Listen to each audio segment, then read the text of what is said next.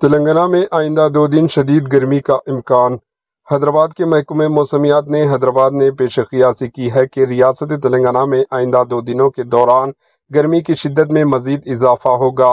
Report کے مطابق زیادہ سے زیادہ درجہ حرارت معمول سے 2 تا 3 ڈگری سیلسیس زیادہ ریکارڈ کیا جا سکتا ہے۔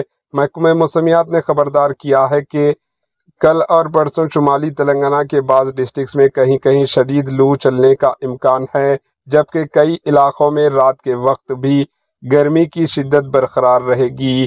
محکمہ نے یہ بھی اطلاع دی ہے کہ ریاست تلنگانہ کے کچھ حصوں میں بارش ہونے کا امکان ہے، خاص طور پر جمعے اور ہفتے کے روز چند ڈسٹرکٹس میں گرج چمک، تیز ہواؤں اور آندھی کے ساتھ بارش بھی ہو سکتی ہے۔